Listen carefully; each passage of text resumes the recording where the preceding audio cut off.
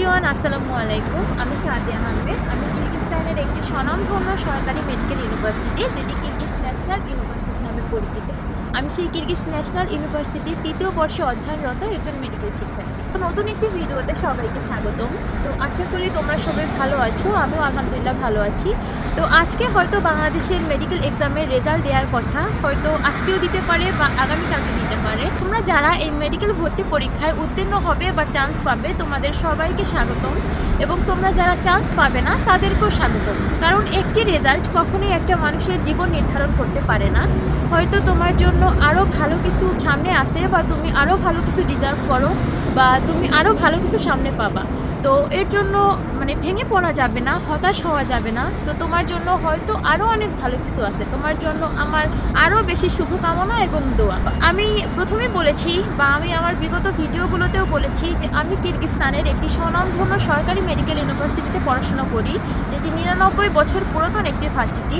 এটি হচ্ছে কিরগিজস্তানের বিশকেক শহরে প্রথম তৈরিকৃত ভার্সিটি। কারণ কিরগিজরা সোভিয়েত ইউনিয়নের আওতাভুক্ত ছিল, তখন কিরগিজস্তানের বুকে বিশকেক শহরে এই কিরগিজ ন্যাশনাল ইউনিভার্সিটিটি প্রতিষ্ঠা করা হয়, যেটি আজ থেকে প্রায় ৯৯ বছর আগে, ৯৯ বছর পুরাতন একটি ভার্সিটি। তো আজকে আমি শুধু যে আমার ভার্সিটির কথা বলবো বিষয়টা তা না, আমি আজকে কিরগিজস্তানের সরকারি ভার্সিটির কথা বলবো। এবং তোমরা অনেকেই আমার কাছে প্রশ্ন করে থাকো যে আপু, কিরগিজস্তানের কোন ভার্সিটিটা ভালো হবে, বা কোন ভার্সিটির পড়াশোনার খরচ কেমন, বা কিভাবে অ্যাপ্লাই করব, বা কোনটা বেটার হবে। তো এই নিয়ে আজকের আমার ভিডিও।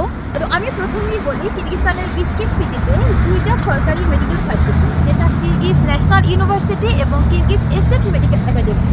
তো আমি কিরগিজ ন্যাশনাল ইউনিভার্সিটির শিক্ষার্থী। আমি প্রথমে যদি ন্যাশনাল ইউনিভার্সিটির কথা বলি, সেক্ষেত্রে ন্যাশনাল ইউনিভার্সিটিতে তোমার যদি খরচের হিসাবে বলি, তোমার প্রতি সেমিস্টারে তোমার $১৯০০ টিউশন ফিস, যেটা ৬ মাসে একটা সেমিস্টার, আর মোট 10টা সেমিস্টার, 5 বছরে মোট 10টা সেমিস্টার।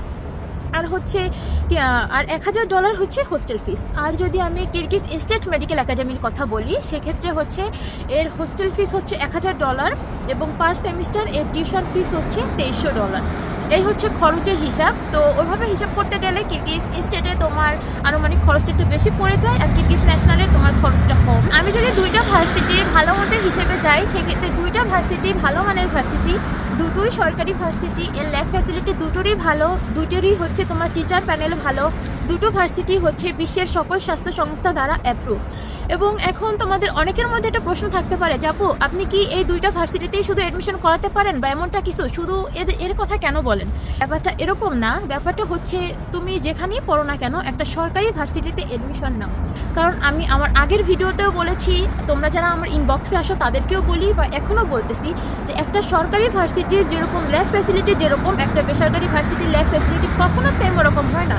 একটা বেসরকারি ভার্সিটির যেরকম টিচার প্যানেল, একটা সরকারি ভার্সিটির টিচার প্যানেল সম্পূর্ণ আলাদা। তারপরে সরকারি ভার্সিটির যেরকম পড়াশোনার মান বা সার্টিফিকেটের মান, আর বেসরকারি ভার্সিটির সার্টিফিকেটের মান পুরোটাই আলাদা। এবং তুমি সরকারি ভার্সিটিগুলো বিশ্বের সকল স্বাস্থ্য সংস্থা দ্বারা অ্যাপ্রুভ থাকে, যেটা বেসরকারি ভার্সিটিতে থাকে না।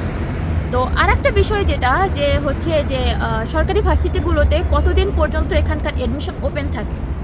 তো সেই ব্যাপারটা যদি বলতে যাই, সরকারি ভার্সিটিগুলোর একটা পোর্টাল থাকে, যেখানে তোমার সিট সংখ্যা লিমিটেশনের ভিতরে।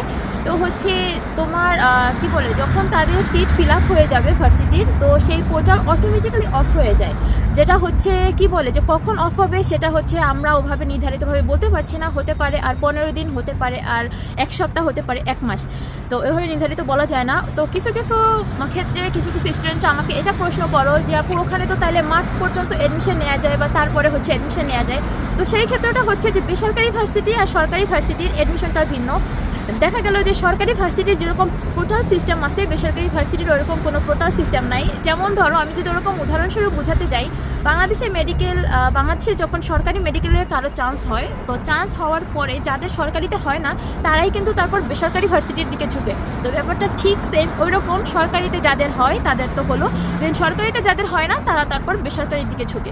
তো ব্যাপারটা ঠিক এরকমই। আবার অনেক ভাইয়া এবং আপুরা আমাকে এই প্রশ্নটা করো যে আপু, তুমি কি শুধু সরকারি ভার্সিটিতেই অ্যাডমিশন করাও, নাকি বেসরকারিতেও অ্যাডমিশন করাতে পারো? তো সেক্ষেত্রে আমি বলবো, আমি সব ভার্সিটিতেই অ্যাডমিশন করাতে পারি, কিন্তু আমি বেসরকারিটার কথা বলি না।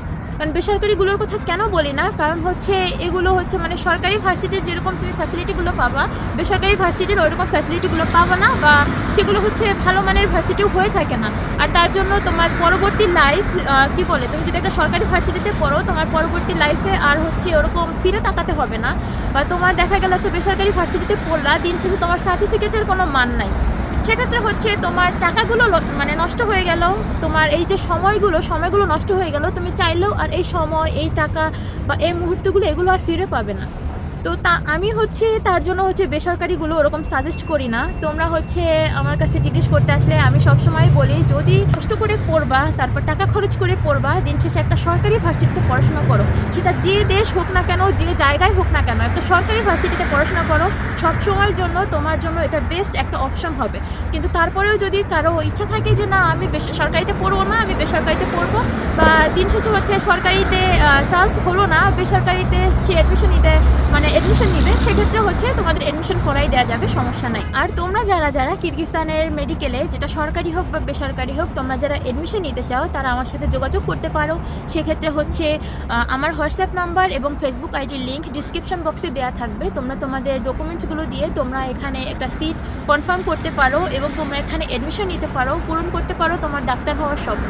আমি আবারও বলতেছি যে তোমাদের কী কী ডকুমেন্টস প্রয়োজন, তোমাদের এখানকার ইউনিভার্সিটিগুলোতে অ্যাডমিশন নেওয়ার জন্য কী কী ডকুমেন্টসগুলো প্রয়োজন।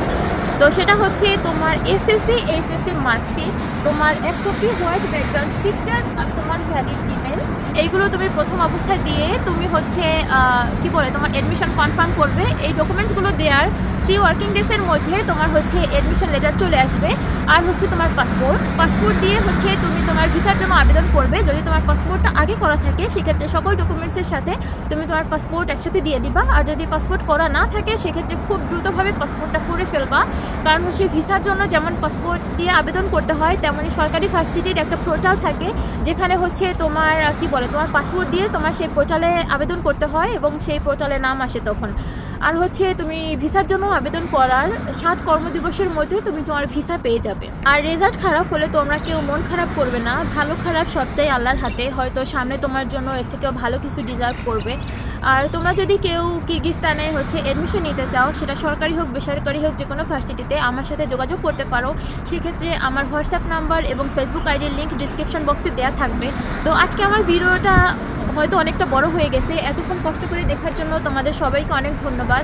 এবং আমি আমার পরবর্তী ভিডিওতে এখানকার হোস্টেল ফ্যাসিলিটি কেমন, তারপর হচ্ছে মানে এখানকার বাৎসরিক যে ছুটিটা এগুলো কেমন, এই সম্পর্কে আমি তুলে ধরবো। আজকে আমার এই ভিডিওটা এই পর্যন্তই। সবাই ভালো থাকো, সুস্থ থাকো। পরবর্তী ভিডিওতে দেখা হবে তোমাদের অন্য কোনো টপিক নিয়ে, অন্য কোনো বিষয় নিয়ে। আর তোমরা যারা অ্যাডমিশন নিতে চাও খুব দ্রুতভাবে আমার সাথে যোগাযোগ করো, কারণ সিট সংখ্যা সীমিত। হয়তো হচ্ছে এরপর হচ্ছে যদি সিট ফিল আপ হয়ে যায়, চাইলেও এই সেমিস্টারে আর অ্যাডমিশন নেওয়া পসিবল না, সেক্ষেত্রে তোমাকে সেপ্টেম্বর সেশনের জন্য ওয়েট করতে হবে। তো আজকে আমি আমার ভিডিওটা আর বেশি বড় করব না। সবাইকে অনেক অনেক ধন্যবাদ এত কষ্ট করে এত বড় ভিডিওটা দেখার জন্য। তো ভালো থাকো, সুস্থ থাকো, আল্লাহ হাফিজ, আসসালামু আলাইকুম।